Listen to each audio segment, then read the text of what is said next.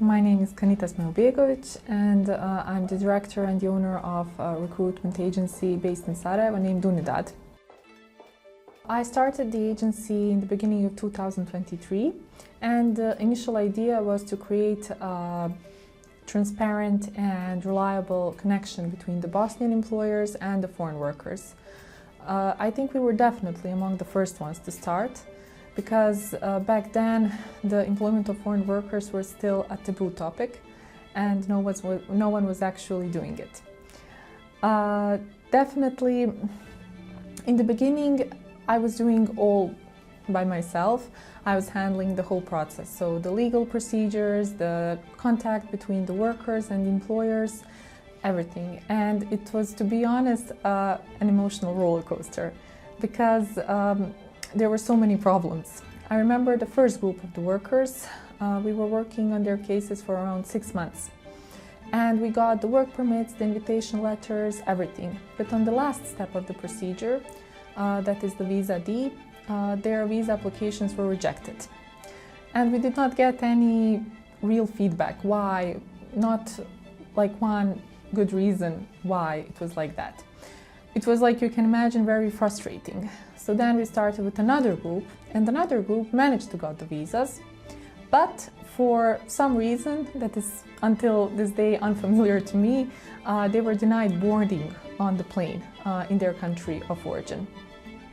So yes, definitely it was a huge blow, and back then it was really totally unstable process, and you could never be 100% sure that you will get the workers in the end.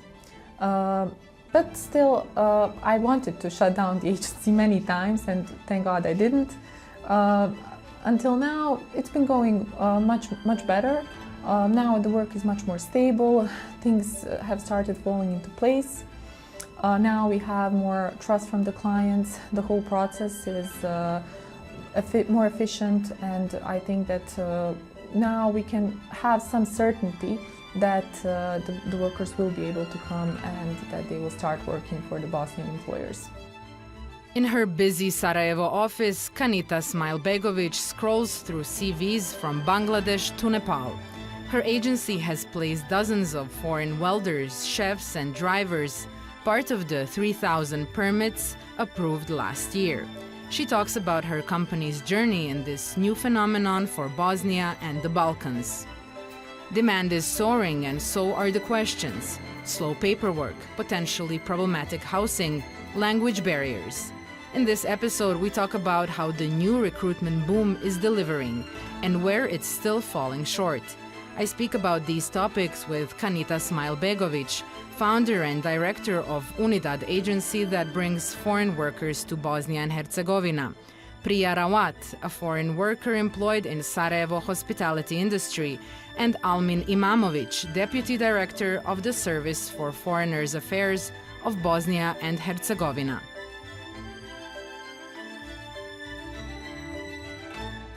Okay, so everybody, welcome to our second Bosnia and Herzegovina episode when we are talking about foreign workers in the region. With us today is Mr. Almin Imamovic, Deputy Director of the Service for Foreigners Affairs of Bosnia and Herzegovina. Priya Rawat, migrant worker from India, employed here in Sarajevo, and Kanita Smilbegovic, Director of Unidad agency, an agency specialized exactly in bringing these foreign workers to Bosnia and Herzegovina. Welcome to Jazeera Balkans. Priya, let's start with you. You come from India. How did you learn about Bosnia, about opportunities here, and in the end, what made you decide and come here? Yeah, I heard about many things about the Bosnia before, and I learned many things when I came here. Before I saw some videos, some pictures, I Googled some of the more things about the Bosnia, and the culture is very different. You know, this is India is like a totally different country, and this is totally different. So I just want to take that experience, you know, new experience. So we will learn more things if we'll go outside somewhere. So my experience is very nice here, and the culture is very different, the language is very different. So I learn slowly, I'm learning the language, so that's great. My experience is very nice here, and the environment is very nice. My colleagues and my managers, everyone is very nice here. And about my company, that's totally great. I'm in a right place and right time. Everything is good here. So I'm very happy. So I'm here with you right now, and I'm working in Metropolis, and that's a great thing for me. Excellent. Mr. Imamovic, you started your work in field offices like Tuzla, Miral, and Lipa. And this is something I need to say is a different type of migration you worked with before. You were appointed Deputy Director in December 2023. How did this operational experience shape your understanding of where the existing system works well and where it breaks down? Okay, thank you for the invitation. It's nice to be here. It's a good question. I'm going to take you all the time talking about myself. I'm kidding. Yes, I started with the SFA like 15 years ago as a field inspector. Then I moved to Velika Kladuša immigration camp. Then I got appointed as a first state coordinator at the Lipa camp in Bihać. And working on the field, that's something amazing. That's the real place where you can see how things really works. What can you implement? What problems do we have? And I can say we did pretty much good things down there. And of course, we had some issues, like lack of communication with the management sometimes, communication with the different NGOs or the agencies. But at the end, I think we did a good job. Now, at this point, as a deputy director, what I'm trying to do is to pass my knowledge to younger colleagues at the SFA and try to encourage them how to make decisions and to deal with that. And how have your obligations and the focus of your work, have they changed in the past year or two? Yes, when I was a field inspector, I had only one job, to take care about the camp. Now I have to look at the whole perspective within the SFA, to take care about visa, residents, immigrants. You know, the immigration work, illegal immigrants are only like at 20% of our entire job, what we have to do within the SFA. And now the foreign workers are also part of it? Yes, of course. Yeah, we deal with that every day. That's the biggest challenge for us right now. Okay, we'll get back to the challenge. Yes. Kanita, as I said, you work, you represent this agency, this middleman, let's say. Can you walk us through this process of bringing foreign workers to Bosnia and Herzegovina? Where are the main difficulties, and why is your position specific here and special? Thank you for inviting me. This process is quite complicated and long. The first step is to make a good selection of the worker. After that, we need to get an official diploma recognition. This is usually done in the Ministry of Education. Depends, it can be federal or cantonal ministry. Then after that, second step is to get the work permit. This step is handled by the cantonal or federal employment service. Then we have a service for foreigners affairs, who usually takes part in getting the invitation letters from the employer attested.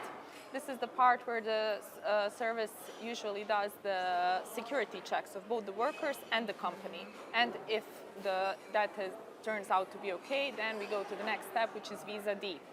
This is currently the biggest problem because it takes a lot of time to get it done. And then if the application is successful, the last step is to get the temporary residence permit for the worker.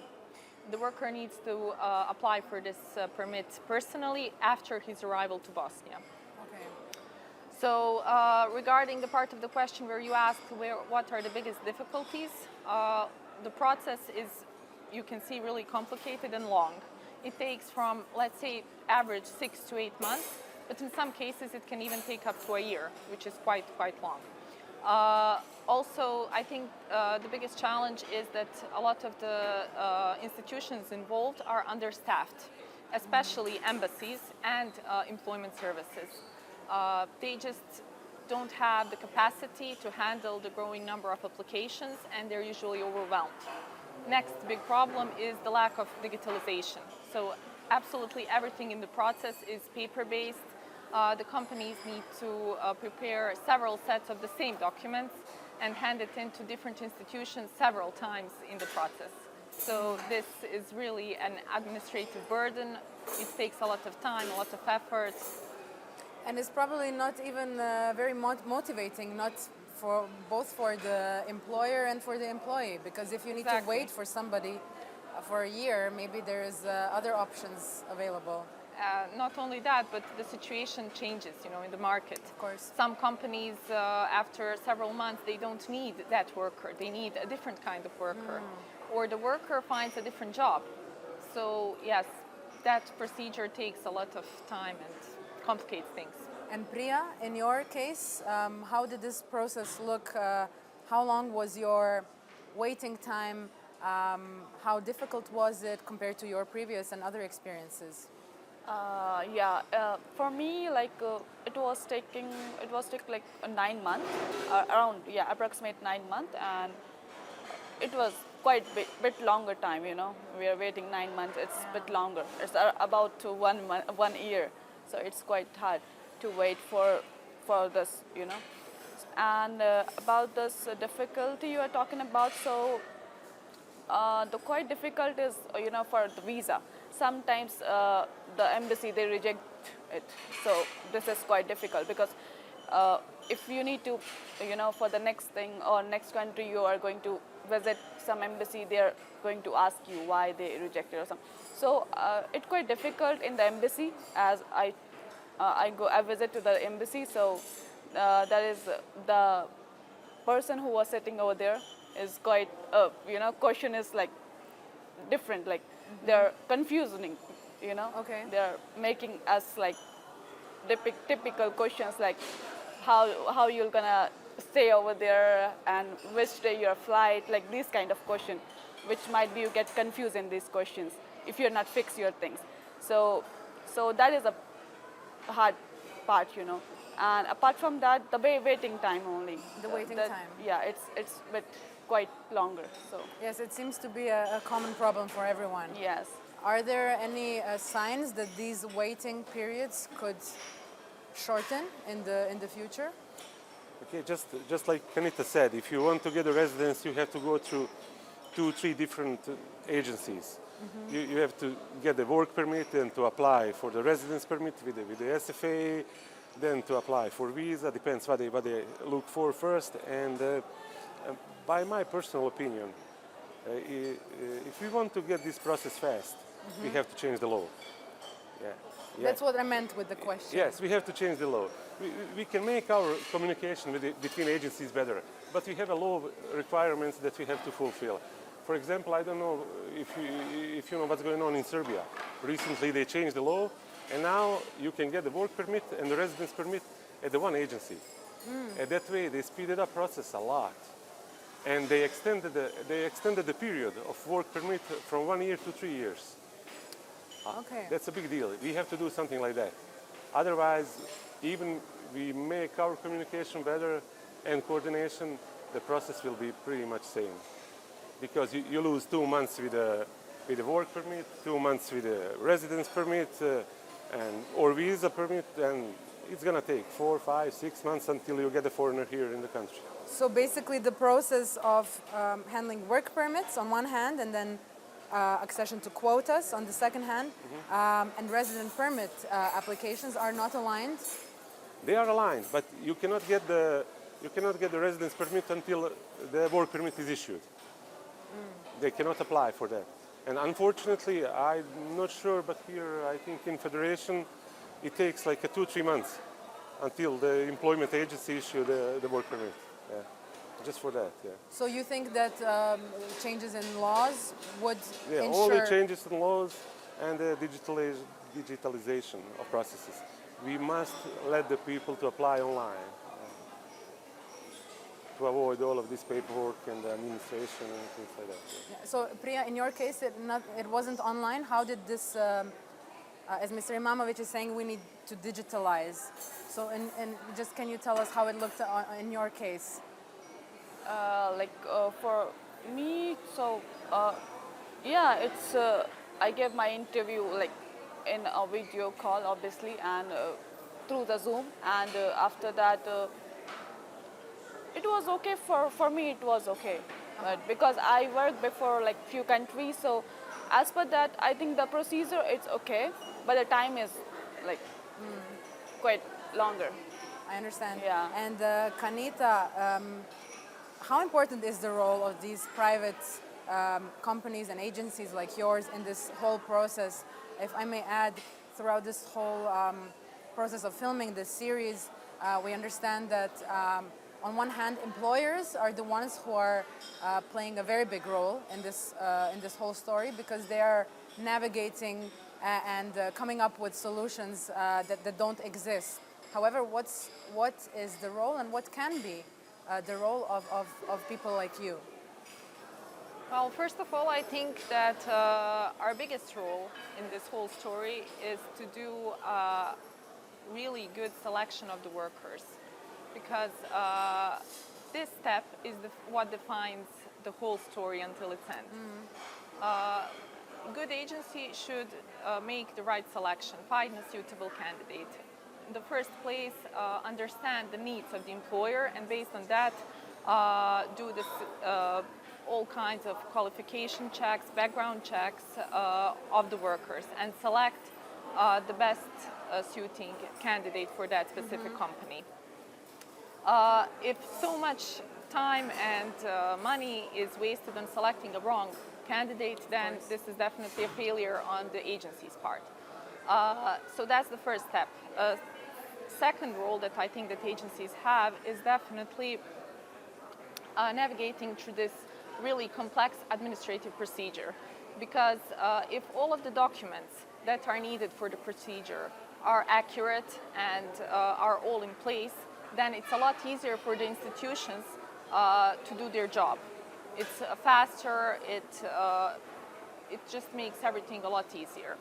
And finally, once the worker reaches to Bosnia, I think it's very important that the agency takes part in their integration, because we are the first contact that they have in Bosnia, and we need to help them, provide them with any sort of advice they might need, basically be a link between them and the employer, even once they're already here. So I always say that communication is the key part here. Always keep communicating with both the employer, with both the worker, and then any problem that might arise, it's a lot easier once you deal with it from the beginning and not later on when it turns to something bigger. You opened the topic of integration, which is this whole story does not work without integration that goes along during this whole process of these people coming to our countries and to our societies.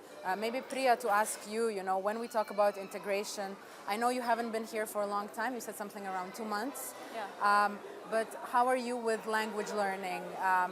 Is this something that falls on you to organize, that you learn the language? Does it fall on somebody else? Not just the language. How are you acclimating and integrating into the society? Yeah, it's a bit hard. Yeah, for me it's a bit hard. The language is totally different. Totally means like not nearby in our language. Like I worked previous like in different countries, so I know their languages. I know Arabic language very well because I work over there. So I catch their language very, very fast. But here it's really hard for me. But I'm learning. I'm trying to learning. But it's not that much hard. But it's a bit hard. Yeah, it's very different. And about the people, as I like notice the things, people giving the priority to speak their own language only. Mm-hmm. Even they know English as well. They are giving the priority to speak their own language. That's good. It's quite good. But it's hard for another people who is coming from from other countries. It's quite. So this is my concern. I understand. Yeah. And language aside, how do you feel that you could, that this society could accept you for who you are, and that there could be Yes. a working relationship here? Yeah, it's quite good, and I have interact with many of my customers, who is my regular customers, and they're being my good friends as well. So Okay. the people are very nice here. The part is just for the language barrier, and apart from that, people is very nice here. Environment is very good. That's great. Like, Okay. it's very nice for me. Okay, Mr. Imamovic, before I ask you about the vision in the future for both the agency and Bosnia, how do you see this integration, and do you think that the relevant actors in Bosnia are aware of the importance of conducting integration properly in order for us to not have the scenarios that we see in France, than we see in many European countries where foreigners are often marginalized, put in ghettos, with which we don't have a chance for integration, and we have very polarizing communities.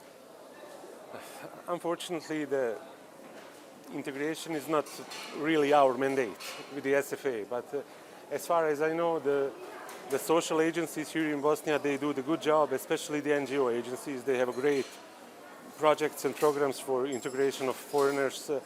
I was a witness of some programs in the camps, and I can say that it will be done in a good way. Yeah? I believe so. You trust the process? Yes, I trust the process. And Kanita, when we talk about integration, how do you view it as yourself, but also what key roles do you see these different actors playing in integration process in Bosnia? Well, I think the biggest role is that of the employer, because employers are usually the ones who greet the workers at the airport. They usually make some dinner for them so they feel more welcome. And definitely, I think they have the biggest role. But beside them, it's very important that also the agencies take part in helping the workers and offer them, assistance. Because in some cases, there will be situations where they might not feel comfortable talking to the employer, especially when there is some problem with the employer. But I also think that in this regard, we need to make some changes. First, we need to make like a better system of communication between the institutions, the employer, the worker, so that we can coordinate all the problems that might arise. And also, I think that there needs to be some kind of independent body that's going to be there for the worker, and where the workers will be able to go and communicate all the problems that they might have, especially the ones regarding the employer, so we avoid any form of abuse. Yeah, definitely. I think that's very important. Priya, can you tell us, since you had experience working in different countries, maybe can you tell us the differences when it comes to foreign workers and your skin? How did you feel there, and how do you feel here, and what could be done better in Bosnia? As per the another country you're talking about, right? So it's quite different because it's a different part, as you know. This is totally different part. So I have a good experience as well here, and it's like as per language and as per culture, it's very different. Do you think that there could be more Asian and Indian shops in Sarajevo? Yes, of course. The restaurants, the shops, the things which we are comfortable with, the spices and the vegetables, like the basic things, it is not available here, as I noticed. And as I worked before, like previous countries, like UAE side, so you'll get everything over there. As per the countries, you will get everything, as I noticed here.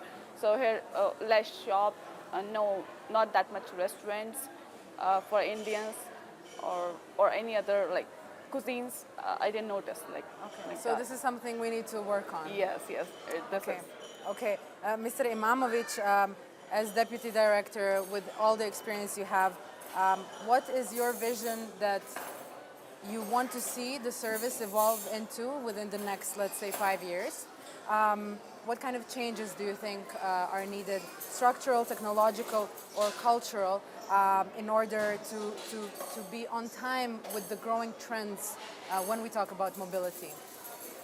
As you know, migrations are changing every day. We have more and more people keep coming here in the country to work, to live, to pass through the country.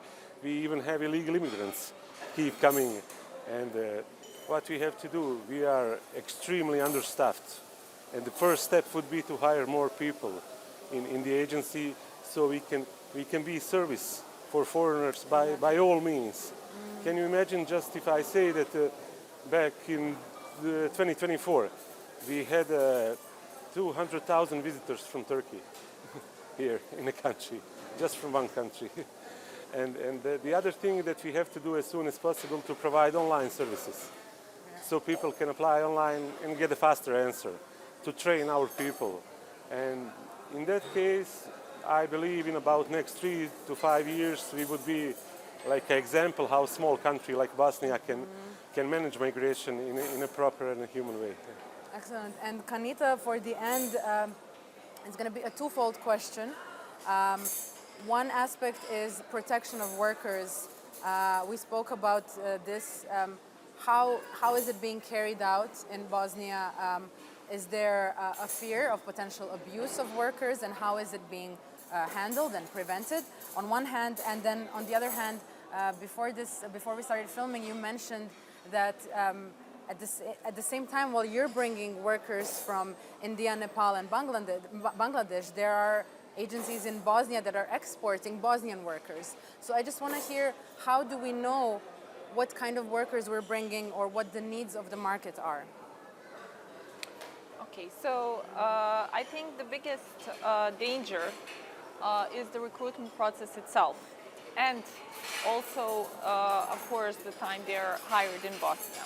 But regarding the recruitment process, it's very important to state that by Bosnian law, it is prohibited for agencies to charge any fee to the worker. This applies to local agencies. But in countries such as India, Nepal, Bangladesh, in some cases, it is not prohibited by law for their recruitment agencies to charge fees to the workers. So it is very important for the employers and Bosnian agencies to carefully select their partners abroad.